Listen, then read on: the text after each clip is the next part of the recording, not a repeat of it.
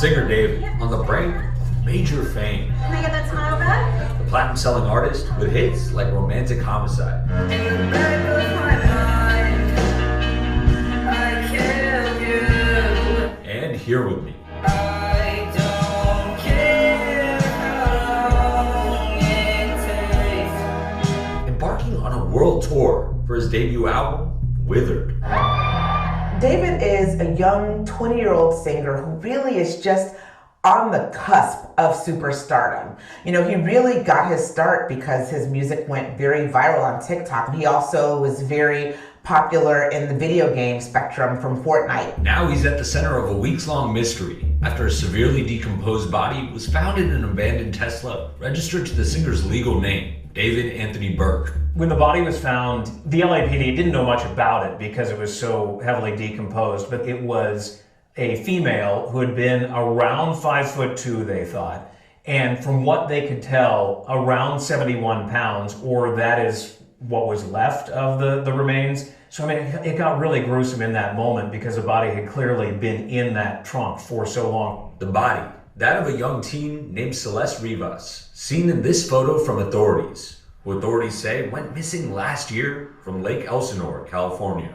She was 13 years old when she went missing. She would have been 15 had she been living now, but she'd been missing since last year. Celeste Rivas' mom talked to TMZ, and she said that her daughter was dating somebody named David. She didn't know who he was, but all of this is going to come into play as the LAPD is trying to understand if there was a relationship between David and Celeste Rivas. The questions continue to mount. The medical examiner is still trying to determine how the teen died. David has not been arrested or charged with any crime and has not issued a public statement since the body was found. ABC News has reached out to David's team for comment and has not heard back. They're not calling this a murder investigation right now. They don't know necessarily that it was murder. It could have been something else, like an accident or an overdose, and that the body was disposed of improperly. They don't know. When the news first broke on September 9th, David was nearly 2,000 miles away in Minneapolis on tour.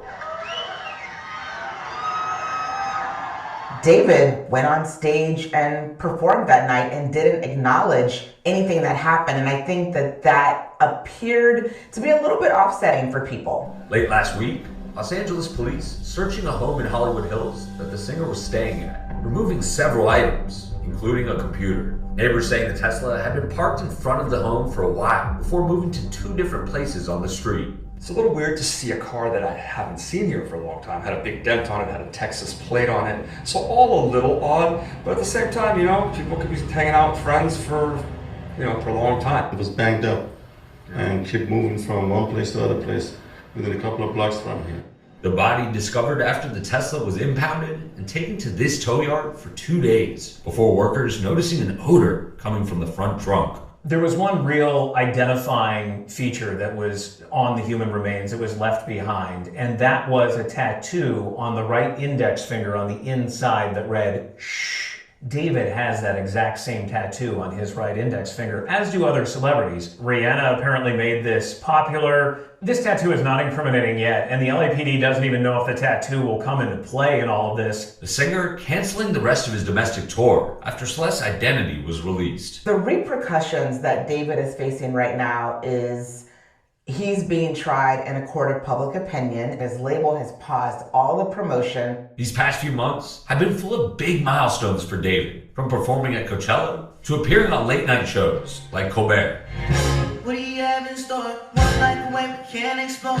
He reflected on his blossoming career to Lindsay Davis last year. Success has kind of been quite literally overnight, so it's kind of hard to kind of be in the moment sometimes, but I'm just taking it in slowly, appreciating it. David has had some pretty significant moments in the last year. He also had a mainstream branding deal with Hollister and Crocs, which... On September 8, 2025, at a parking garage in Hollywood, police responded to a call about a Tesla that had been left unattended for several days. When officers inspected the vehicle, they uncovered a scene that stopped everyone in their tracks. Inside the front trunk, the body of a young girl was found. The victim was identified as 15-year-old Celeste Rivas, who had been missing since April 2024. Her body had been sealed inside a plastic bag, left in a car that appeared to have been abandoned without notice. The Tesla was registered under the name David, a rising music artist known for his dark, emotional songs. That detail immediately ignited public speculation. Questions spread quickly. Why was Celeste in that car? Who put her there? Was David directly involved, or was this a far more complicated story? The discovery was even more unsettling given the timeline. Celeste had been missing for nearly a year and a half, during which her family and friends had desperately searched for answers. Few could have imagined that she would be found in the trunk of a vehicle in one of the busiest areas of Los Angeles. Reports suggest the Tesla had sat in the garage for days before someone finally noticed it and alerted authorities. So far, no official charges have been filed against David. Investigators are still piecing together evidence, reviewing security footage from the garage, and working to establish who last drove the car. Early sources claim David was not in Los Angeles at the time the Tesla appeared in the lot, but that detail is still under review. Meanwhile, media coverage has exploded. Some outlets speculate about a possible connection between the artist, while social media conversations push the theory that a third party may have used the vehicle to conceal the crime. The speculation is loud and constant, but law enforcement has not confirmed any of these claims. The one clear fact is this: a 15-year-old girl lost her life, and her final moments remain wrapped in mystery. Behind the silence of the car's trunk lies a disturbing question that still demands an answer. Who put Celeste inside that Tesla, and why did it have to end this way? On April 5, 2024, a missing person report was filed for 15-year-old Celeste Rivas from Lake Elsinore, California. She was last seen near her home, and her sudden absence quickly worried both her family and local authorities. Records show that this is not the first time Celeste had been reported missing during that year. According to outlets like The Source and People.com, her name had come up in more than one report across 2024, raising concerns about her safety and stability. Each time she disappeared, questions followed about where she went, who she might have been with, and why she was vulnerable to going missing so often. Still, her case remained unsolved, and her trail went cold. For over a year, her family lived in uncertainty, holding on to the hope that she would eventually return home. Then, in late August 2025, a separate and unusual detail drew attention. A Tesla registered under the name of music artist David was noticed sitting on Bluebird Avenue in Hollywood. The car had been parked in the same spot for days, gathering dust. Neighbors and passersby began to comment on the vehicle, noting that it looked abandoned. On September 3, 2025, parking enforcement issued a citation against the Tesla for overstaying in the area. When no one came forward to move it, the car was eventually towed to a holding lot on September 5, 2025. These details were later confirmed in reports from the Los Angeles Times and the Times of India. What stood out was the combination of two timelines that, until then, seemed unrelated. A teenager missing for nearly a year and a half, and a famous musician's car left unattended in a busy neighborhood. No one could have guessed that these two threads would soon collide in the most disturbing way possible. At the time the Tesla was first flagged, it was treated as nothing more than an abandoned vehicle. The authorities were simply following routine procedures.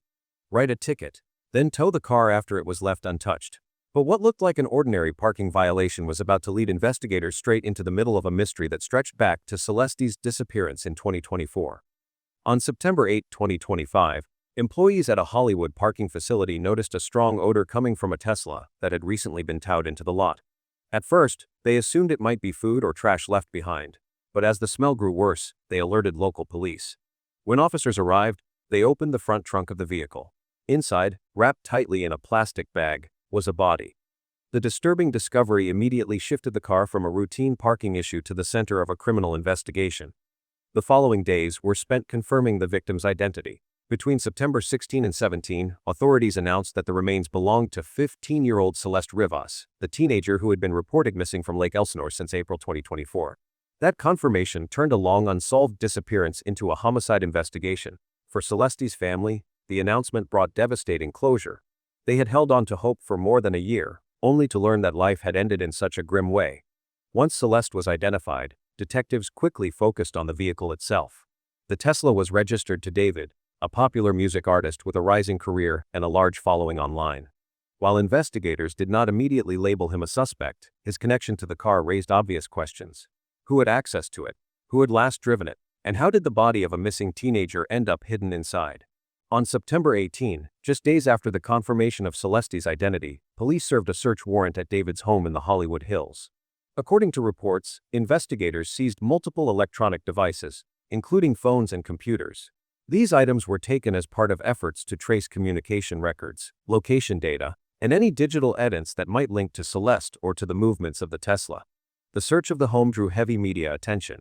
Crowds of reporters and camera crews gathered outside, capturing every moment as officers carried out boxes of evidence. Meanwhile, fans of David took to social media, some defending him, others speculating about his potential involvement. Law enforcement emphasized that no charges had been filed and that the investigation was ongoing. Still, the connection between a missing teenager, a famous musician, and a car-turned-crime scene had already gripped national and international headlines. On September 19, 2025, just one day after investigators searched his home, David made a decision that shocked his fans. He canceled his scheduled tour across the United States and Europe. The announcement was short and gave no detailed explanation. For weeks, people had been buying tickets, making travel plans, and waiting to see him perform. Now, the shows were gone.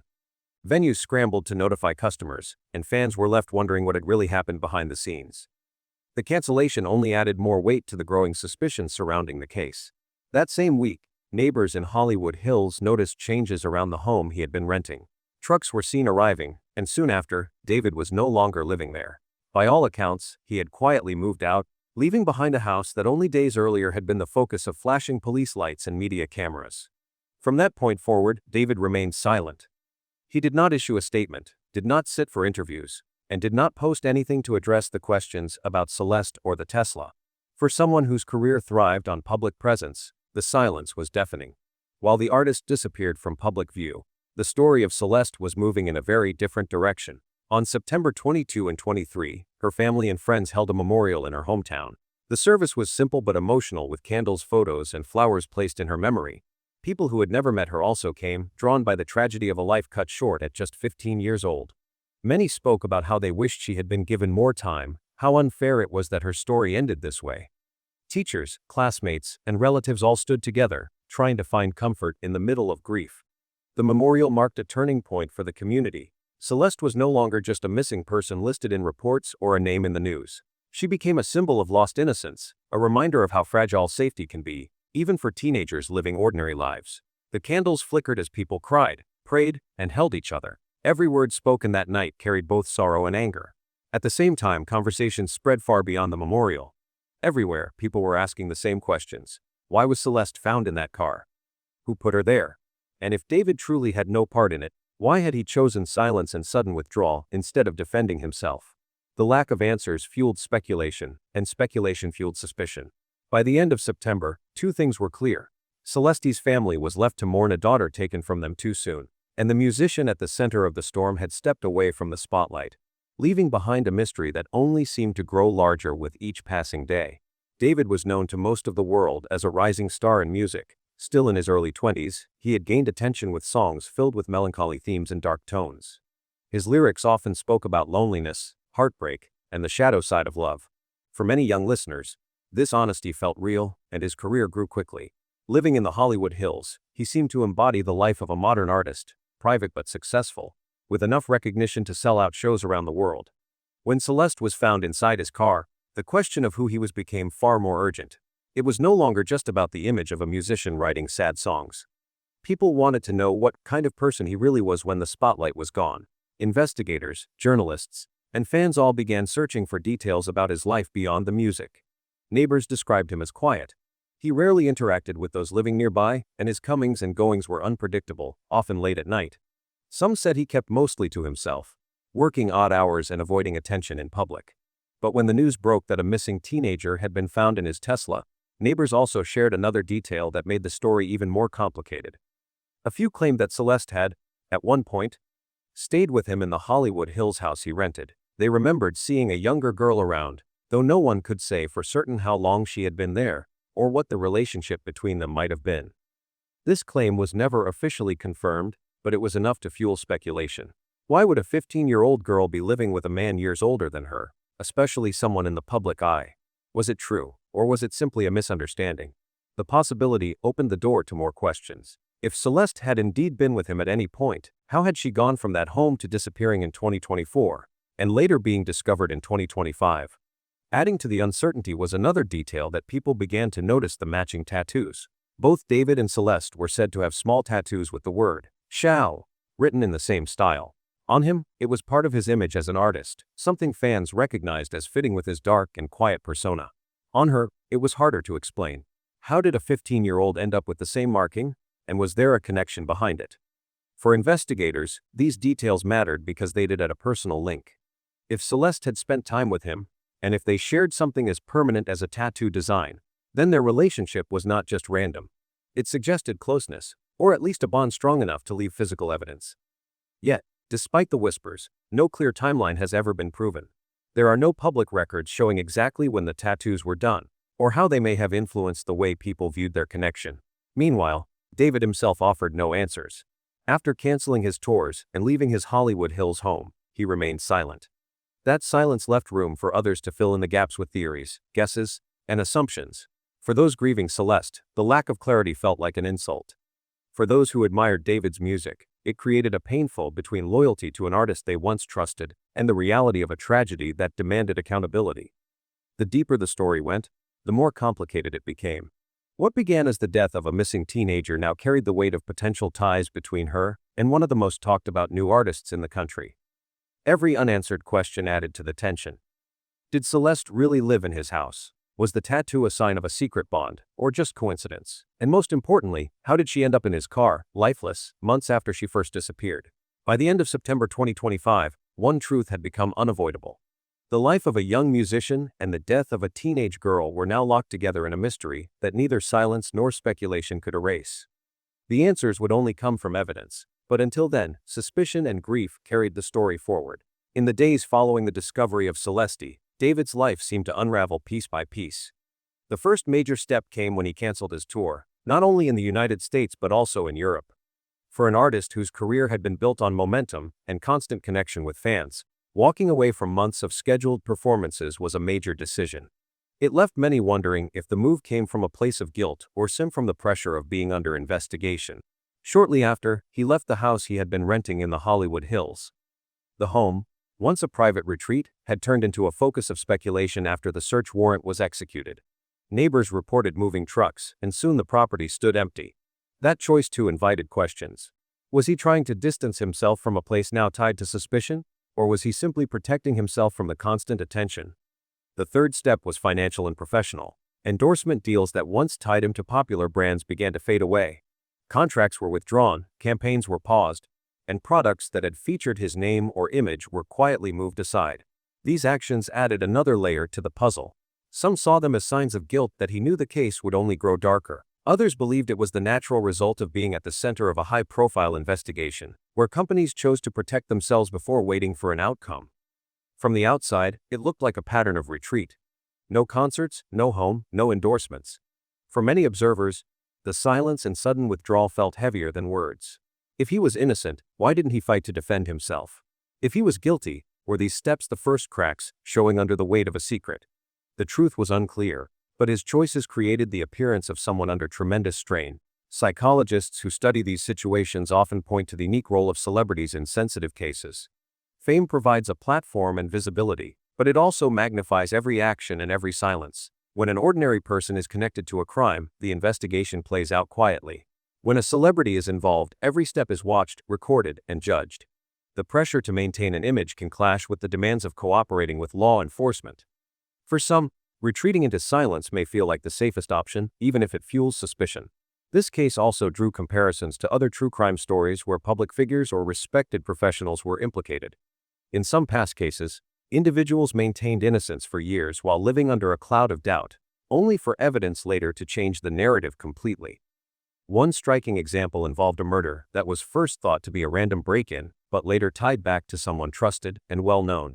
In those cases, the initial public reaction often mirrored what was happening here. Shock, speculation, and a struggle to balance sympathy for victims with the fascination of watching someone prominent under suspicion. For David, the silence and the choices he made after the discovery left his future uncertain. His fans were divided, some convinced he was unfairly targeted, others unwilling to defend him without answers. His critics pointed to every move as proof of guilt. Meanwhile, investigators kept their focus on evidence, searching through his devices, tracing timelines, and working to establish whether his complicity was direct or circumstantial. What became clear was that being a celebrity did not shield him, it did the opposite. Fame put his every action under a spotlight, magnifying not only his career but also his crisis. Whether guilty or innocent, his life had already been reshaped by the discovery in that car, and by the weight of questions that still had no clear answers. The The question of how Celeste died remains at the center of the investigation. The medical examiner has not yet released an official report, but several possibilities are being considered. Early examinations suggest the body had been decomposing for several weeks by the time it was found. This condition made it difficult to determine an exact cause of death, yet investigators continue to look for signs of violence, suffocation, or possible exposure to toxic substances. Each of these paths could explain how a healthy teenager's life was cut short, but without a final report, the answers remain uncertain. Even with the body in a fragile state, investigators did not walk away empty-handed. Samples of blood and tissue were collected in hopes that they might link to a weapon or to a specific location. Forensic teams also paid close attention to the plastic bag and the inside of the car's front trunk. Traces of DNA could tell a story: whose hands had tied the bag, who had placed it in the car, and who had last touched the surfaces around it. Early indications point toward evidence that may tie the case closer to David. DNA consistent with his profile was reportedly found on the plastic bag, as well as inside the trunk. Fibers and small soil particles discovered in the same space were compared to samples taken from his Hollywood Hills home. The similarities raised difficult questions about whether the car and the house were part of the same chain of events leading to Celeste's death. While none of this has yet been confirmed in court, investigators appear to be building a forensic picture that could connect the victim, the car, and the musician. The case now rests on whether science can bridge the gap between suspicion and proof. Investigators have turned their attention to the car itself, focusing on the data stored in the Tesla. Every time the trunk is opened or locked, the system records it. GPS signals track where the vehicle has been, and keycard or app access shows exactly who entered or used the car. These logs may hold the answer to the most important question: when was Celeste placed inside, and who was in control of the car at that moment?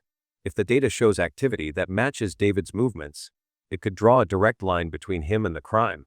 If it shows someone else, it might widen the circle of suspects. At the same time, investigators are carefully examining phone records. Messages, calls, and GPS data from David's device are being reviewed to see if there was any contact with Celeste, or if his phone placed him near the car or at another relevant location during the critical time. The same search extends to social media activity, where timestamps and locations can provide valuable clues. Even a simple text message or location ping could become evidence linking him to Celeste's final hours. Surveillance cameras offer another piece of the puzzle. Footage from Bluebird Avenue, where the Tesla sat abandoned, is being checked for any sight of him approaching or leaving the car.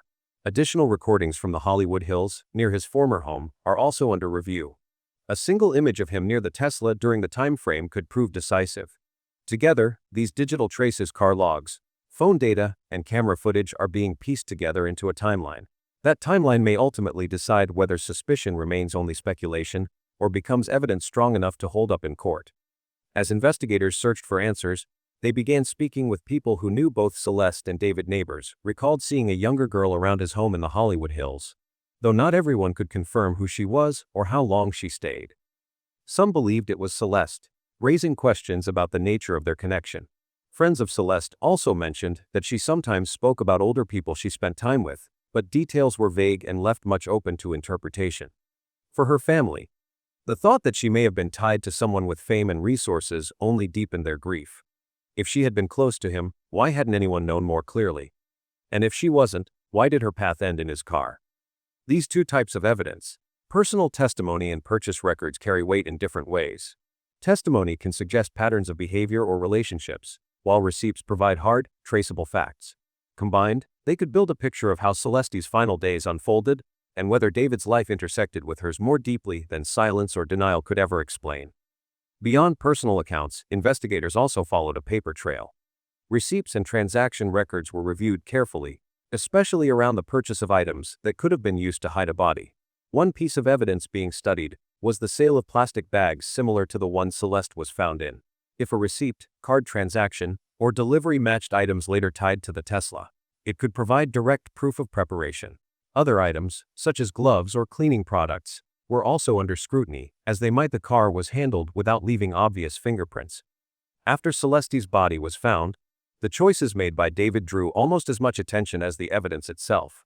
He left the home he had been renting, canceled his upcoming tour, and avoided speaking publicly. Each of these actions could be explained as a response to pressure and unwanted attention, but together, they created an image that some interpreted as guilt. For many observers, the silence felt heavier than words. Instead of defending himself or addressing the tragedy, he stepped away from the spotlight, leaving room for suspicion to grow. At the same time, investigators have been working to establish a timeline around the Tesla. The car's internal logs can show when the front trunk was last opened, and by which access point keycard, phone app, or another method. If those records match with David's known movements, they could place him directly at the scene. Likewise, surveillance cameras from both the neighborhood, where the car was left, and from the Hollywood Hills may hold images of who approached the vehicle. Even a single frame of footage could confirm whether he was the last person seen near the car. Witness statements could add to that picture. Neighbors, employees, or anyone who saw the Tesla before it was towed might provide details that link the car back to him. If all three sources, digital logs, camera footage, and human testimony, point to the same conclusion, it would strengthen the theory that he was the final user of the car before Celeste was discovered. For now, investigators continue to piece these elements together. The silence of the artist and the emerging timeline of the Tesla may eventually meet in the same place: the truth about what happened to Celeste and who bears responsibility for it. One of the most difficult challenges in this case is the absence of a clear cause of death.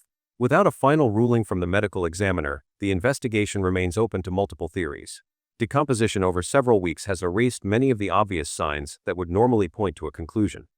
Was it violence, suffocation, or poison? Until the results are confirmed, every possibility remains on the table. This uncertainty makes it harder for investigators to build a case that can stand without question. Another issue is the car itself. The Tesla was abandoned for days before it was towed, leaving open the chance that other people could have had access to it. An unattended vehicle in a public area raises questions about who might have approached it, whether evidence could have been disturbed, or even if the body was placed there after the car had already been left. Each scenario needs to be carefully tested before drawing final conclusions. The investigation also faces the challenge of collecting and preserving digital evidence correctly. Data from the Tesla, from phones, or from cameras must be obtained through proper legal procedures. Search warrants are required to ensure that the information is admissible in court. If any step is mishandled, the defense could argue that the evidence should be excluded. For a case already complicated by missing information and unanswered questions, the risk of losing technical evidence could be damaging. These limits highlight the fragile balance investigators must keep. They are racing to connect the dots while also respecting the rules that decide what can and cannot be used in court. Only by staying within those lines can the truth about Celeste's death be uncovered and justice be pursued. In California, murder is defined under Penal Code Section 187 as the unlawful killing of another person with malice aforethought. This means they're an intentional plan to end a life or actions carried out with a disregard for human life. The law recognizes different levels of murder, and which one applies depends on the circumstances surrounding the death. First-degree murder is the most serious. It involves killings that are planned in advance or happen during the commission of another serious crime, such as kidnapping. If investigators can prove that Celeste was harmed at David's home and then transported to the car, prosecutors could argue that this shows both planning and concealment. That scenario would support a charge of first-degree murder, carrying the harshest penalties under California law. Second-degree murder, on the other hand, does not require proof of careful planning. Instead, it applies when someone acts in a way that is obviously dangerous to human life and a death results. This is sometimes called implied malice. For example, if Celeste suffered injuries that were not meant to kill her but ended up causing her death, the law could still treat it as murder. In that situation, the charge would fall under second degree. The difference between the two charges is critical. First degree requires intent and often leads to longer sentences, while second degree recognizes that even without planning, reckless or violent actions that cause death are still treated as murder. At this stage, no charges have been filed, but the facts uncovered will determine how the law is applied. Whether the case points toward deliberate planning or reckless behavior, the legal system will need to decide how Celeste's death fits within these definitions. Not every unlawful killing in California is treated as murder. When malice cannot be proven, the law allows for a lesser charge, manslaughter. Unlike murder, manslaughter does not require intent to kill or a disregard for life. Instead, it covers situations where a death occurs under specific circumstances that fall short of murder. Voluntary manslaughter applies when a person kills in the heat of passion or during an act of imperfect self-defense. This means the killer may have believed they were in danger, but their actions were unreasonable under the law. For example, if a fight escalated suddenly and led to Celeste's death without planning, the case could fall under voluntary manslaughter rather than murder. The law recognizes that strong emotions can override judgment, though it still treats the act as criminal. Involuntary manslaughter is different. It applies when someone causes death through negligence or while committing an act that is unlawful, but not a serious felony. This charge could fit if Celeste's death was the result of careless or reckless behavior, without any intent to harm her. For example, if she was placed in a situation where basic safety was ignored, and that led to her death, the charge would likely be involuntary manslaughter. For investigators and prosecutors, manslaughter may become an option if the evidence does not clearly show malice. If there is no proof of planning, no direct intent to kill, and no reckless disregard for life, the case may shift toward one of these lesser charges. While penalties for manslaughter are lighter than for murder, the outcome still represents accountability for a life lost under unlawful circumstances. Not every unlawful killing in California is treated as murder. When malice cannot be proven, the law allows for a lesser charge, manslaughter. Unlike murder, manslaughter does not require intent to kill or a disregard for life. Instead, it covers situations where a death occurs under specific circumstances that fall short of murder. Voluntary manslaughter applies when a person kills in the heat of passion or during an act of imperfect self-defense. This means the killer may have believed they were in danger, but their actions were unreasonable under the law. For example, if a fight escalated suddenly and led to Celeste's death without planning, the case could fall under voluntary manslaughter rather than murder. The law recognizes that strong emotions can override judgment, though it still treats the act as criminal. Involuntary manslaughter is different. It applies when someone causes death through negligence or while committing an act that is unlawful, but not a serious felony. This charge could fit if Celeste's death was the result of careless or reckless behavior, without any intent to harm her. For example, if she was placed in a situation where basic safety was ignored and that led to her death, the charge would likely be involuntary manslaughter. For investigators and prosecutors, manslaughter may become an option if the evidence does not clearly show malice. If there is no proof of planning, no direct intent to kill, and no reckless disregard for life, the case may shift toward one of these lesser charges. While penalties for manslaughter are lighter than for murder, the outcome still represents accountability for a life lost under unlawful circumstances. Even if investigators cannot prove who caused Celeste's death, California law provides other charges for actions that interfere with justice. One of these is concealment of a body under Penal Code Section 152. This applies when someone hides or disposes of a body to prevent discovery or to obstruct an investigation. If prosecutors cannot link David to the actual killing, but can prove he played a role in placing Celeste in the Tesla, he could still face this charge. Concealment carries serious penalties because it delays truth, denies dignity to the victim, and makes solving the crime much harder. Another related crime is tampering with evidence under Penal Code Section 141. This occurs when a person alters, destroys, or hides with the intent to influence an investigation. In this case, cleaning the front trunk, wiping down surfaces, or discarding items connected to Celeste could all be considered tampering. The law does not require proof of murder to apply this charge, it only requires proof that the suspect knowingly interfered with evidence. Together, these charges create accountability even when direct proof of homicide is missing. They allow prosecutors to hold someone responsible that cover up the truth, even if the deeper mystery of how Celeste died remains unresolved. For investigators, this is both an option and a fallback. If the evidence does not meet the burden of murder or manslaughter, concealment, and tampering that a crime was committed. In many cases, these charges are stepping stones. They pressure suspects, preserve the integrity of the case, and ensure that the search for justice does not stop simply because the cause of death is unclear. In criminal cases, the standard is not about showing that someone probably committed a crime. The law requires proof beyond a reasonable doubt. This means the evidence must be so strong that a reasonable person would have no serious hesitation in finding the defendant guilty. It is the highest standard in the legal system, designed to protect individuals from wrongful conviction. If there is any real uncertainty, the jury is instructed to side with the accused. Another principle that plays an important role is known as corpus delicti, or the body of the crime. Under this rule, a person cannot be convicted based only on their own words. There must be independent evidence that a crime actually occurred. For example, if someone confessed to hiding Celeste's body, investigators would still need to show separate evidence linking her death to unlawful circumstances. Without that proof, a confession alone would not be enough to sustain a conviction. These standards shape how prosecutors build their case. It is not enough to suggest suspicion or raise questions about David's behavior. They must present concrete evidence, whether DNA, digital logs, or credible witnesses that connects him directly to the crime. Defense attorneys will focus on the gaps: the missing cause of death, the possibility of others having access to the car, or any weaknesses in how evidence was collected. For the public, these rules can feel frustrating, especially in cases filled with tragedy and unanswered questions, but the legal system insists on them to ensure fairness.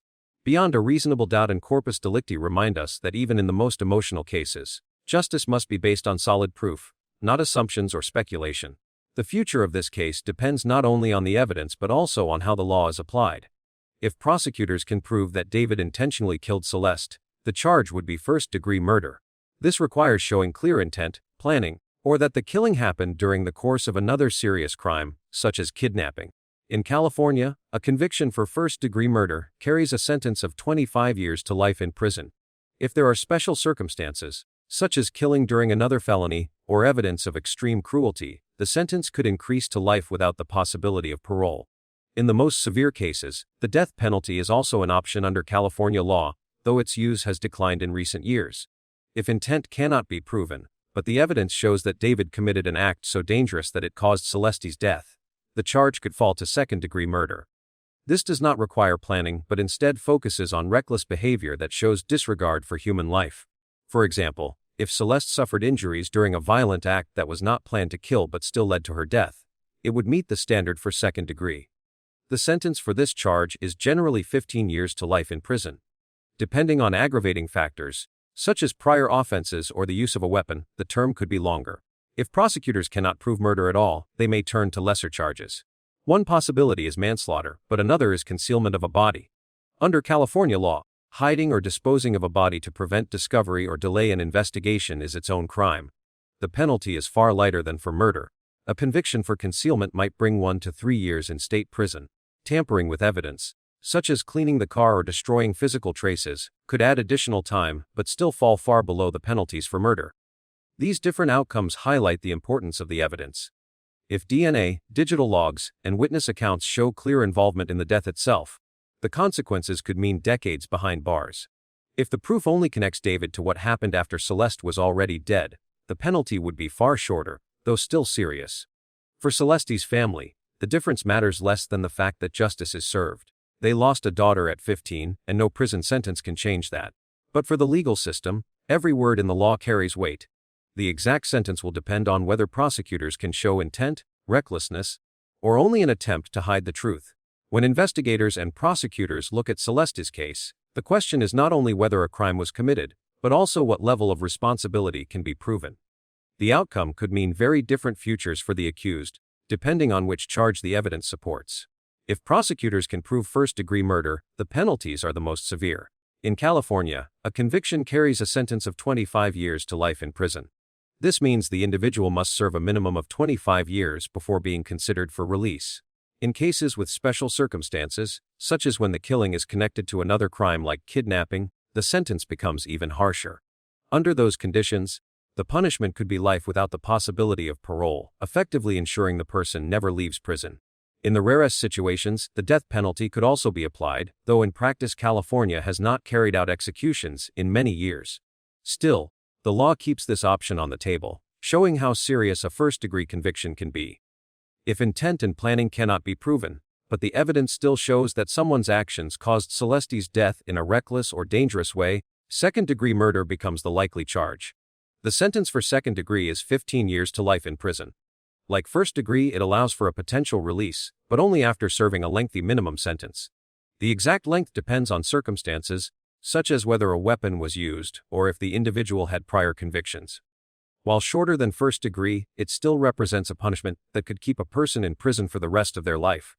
If neither form of murder can be proven, the law offers another category: manslaughter. This recognizes that a death can occur unlawfully even when there is no malice or intent. Voluntary manslaughter applies when a killing happens in the heat of passion or during imperfect self-defense. In California, this charge carries a sentence of 3, 6, or 11 years in state prison, depending on the facts and how a judge applies the sentencing rules. Involuntary manslaughter, by contrast, is for deaths caused by negligence or careless actions during a minor unlawful act. The sentence for this is 2, 3, or 4 years in prison. These ranges show a wide spectrum. On one end, first-degree murder means spending life behind bars with no chance of release. On the other, involuntary manslaughter could mean only a few years in prison, followed by freedom. The difference comes down to what the evidence proves. Was there planning? Was there reckless disregard for life? Or was it an act of negligence that ended in tragedy? For Celeste's family, each number may seem small compared to the loss of a daughter. Whether it is 4 years or life without parole, no sentence can replace her. But the law is designed to reflect degrees of responsibility, assigning punishment in proportion to the intent and the actions that caused a death. As the case moves forward, prosecutors will weigh the evidence against these sentencing guidelines. Every piece of DNA, every digital log, and every testimony will influence not only whether guilt can be established, but also what the penalty should be if it is. The range from a handful of years to life shows just how much hangs in the balance.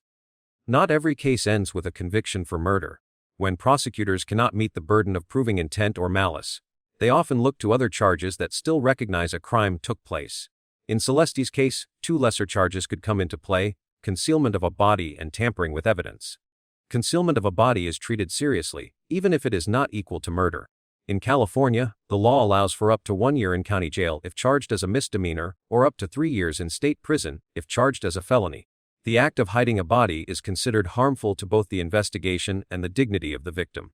In this case, if prosecutors can only prove that David played a role in placing Celeste inside the Tesla, but not in causing her death, concealment would be one of the likely outcomes. Tampering with evidence carries heavier penalties. When it involves altering or destroying evidence in a murder case, the sentence can be as long as 7 years in prison. Cleaning the front trunk, wiping down surfaces, or discarding items tied to Celeste could all count as tampering. It may not match the punishment for homicide, but it is still designed to hold someone accountable for obstructing justice. Sentencing also depends on more than just the charge itself. Prior criminal history can make a sentence longer. If David had earlier convictions, a judge could impose a harsher penalty. On the other hand, if he had no prior record, that might be considered in his favor. Other factors are also important. The age of the victim is one of the strongest aggravating details. Celeste was only 15 years old, which makes the crime more severe in the eyes of the court. Any evidence of brutality or deliberate efforts to cover up the truth would also weigh against the defendant. In contrast, cooperation with investigators, lack of a prior record, or showing that the acts were reckless but not intentional could reduce the penalty. Past cases show how these principles have been applied. In one case, a man was convicted of first-degree murder after locking a victim in a car trunk, leading to the victim's death when the vehicle caught fire. The brutality and planning behind the act resulted in a life sentence. In another case, conviction came from a chain of forensic evidence and location data, showing the importance of tying together small details to prove involvement. These examples highlight that juries and judges often rely on a mix of forensic proof, digital evidence, and circumstances to decide guilt and punishment. For David, the range is wide.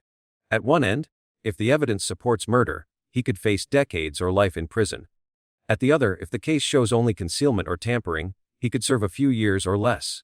The deciding factor will be whether investigators can show not just that Celeste was found in his car, but that his actions directly caused her death. The legal system works in layers. It offers severe penalties for the most serious crimes, but also ensures that those who played any role in covering up or obstructing the truth do not walk away without consequence. As this case unfolds, the weight of these laws will fall on the evidence itself, and on how much of the truth investigators are able to prove. While the discovery of Celeste's body inside the Tesla shocked the public and generated enormous attention, investigators still face major obstacles in turning suspicion into proof. Some of the biggest challenges come from what is missing rather than what has been found. The first gap is the absence of a clear cause of death. By the time Celeste was discovered, her body had already been decomposing for weeks. The condition made it difficult for medical examiners to determine exactly how she died.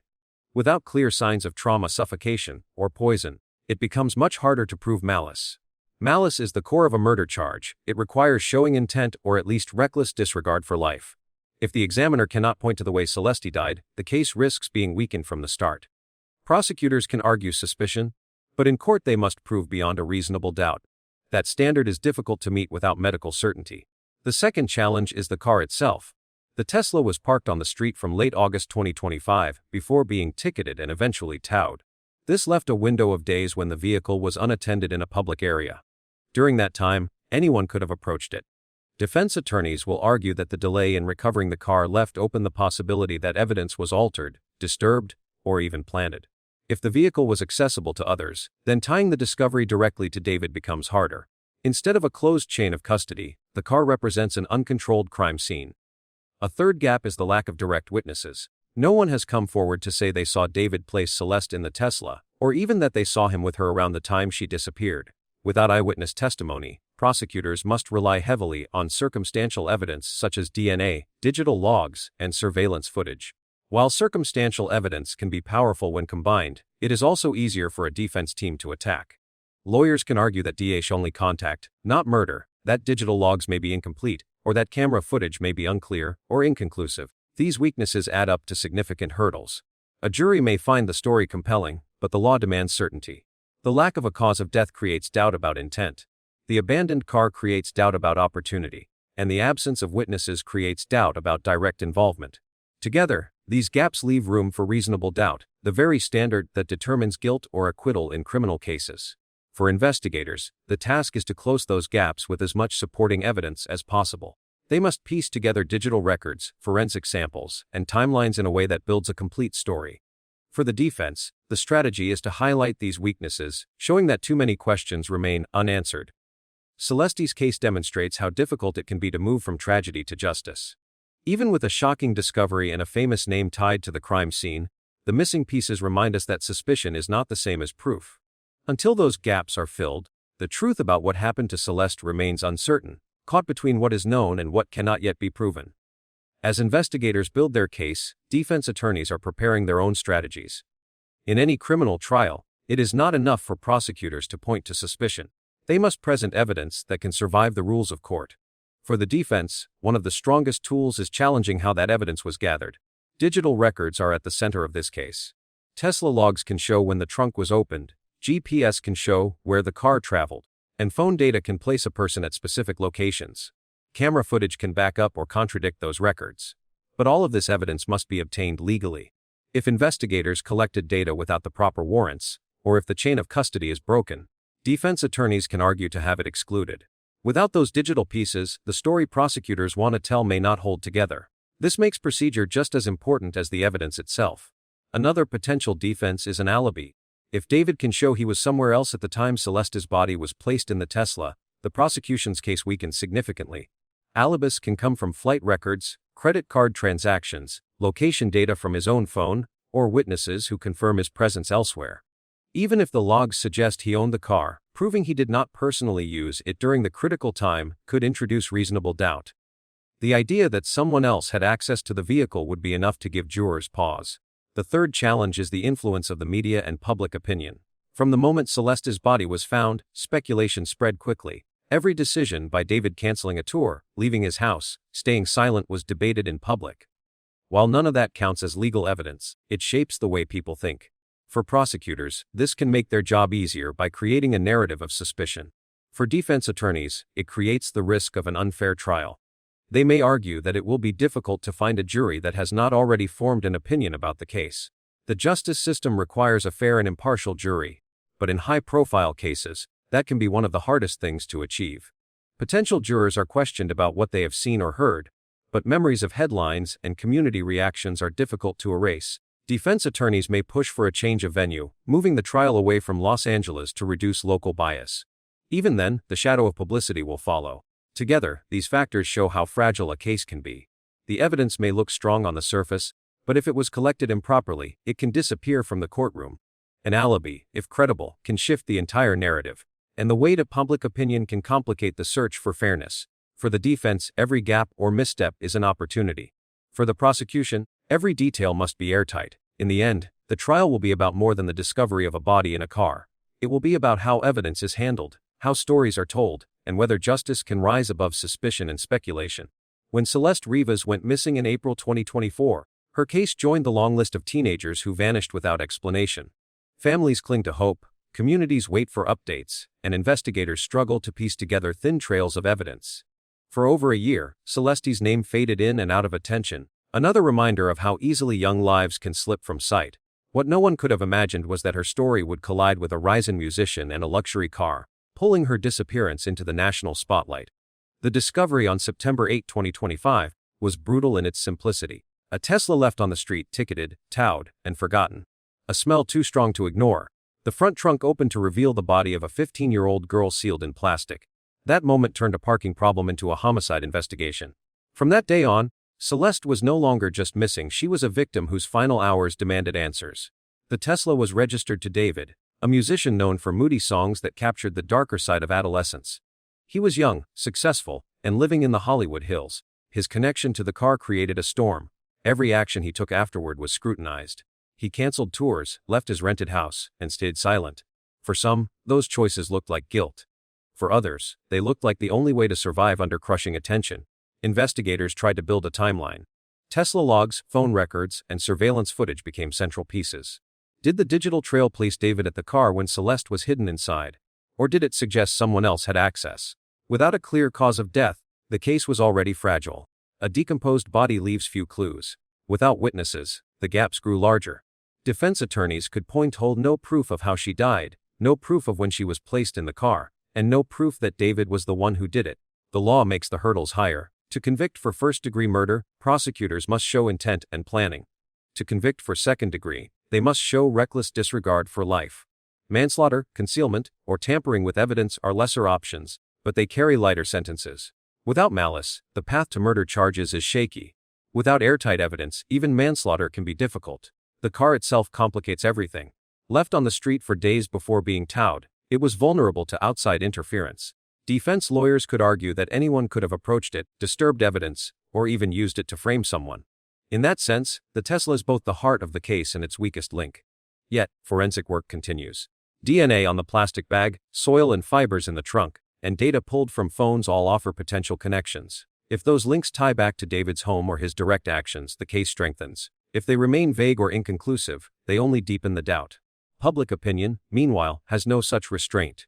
People ask why Celeste, a teenager, was connected to a man years older. They question the tattoo they were rumored to share. They revisit every lyric he ever wrote, looking for clues in songs. The noise is constant, but in court, none of that matters unless it can be proven. The courtroom requires facts, not speculation. For Celeste's family, the investigation is both a relief and a torment. Relief that her body was found, ending the uncertainty of not knowing where she was. Torment because the discovery brought no real answers, only more questions about how she died and who was responsible. They held a memorial, placing candles and flowers to honor her short life. But closure remains out of reach as long as the case is unresolved. The law also has limits. Even if David is charged, he will be presumed innocent until proven guilty beyond a reasonable doubt. The principle of corpus delicti means the prosecution must prove a crime occurred independently of any confession or claim. In a case with no witnesses and a decayed body, this standard is hard to meet. Possible outcomes stretch across a wide range. If evidence shows intent, first-degree murder could mean 25 years to life, or even life without parole if special circumstances apply. If the case shows only reckless acts, second degree could mean 15 years to life. If prosecutors fall short of malice, manslaughter could mean a handful of years. And if they prove only concealment or tampering, the sentence may be as little as 1 to 7 years. The range is vast, and the weight of proof will decide where the case lands.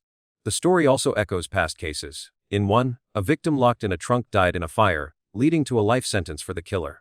In another, a conviction was secured through digital records and forensic detail, even without direct witnesses.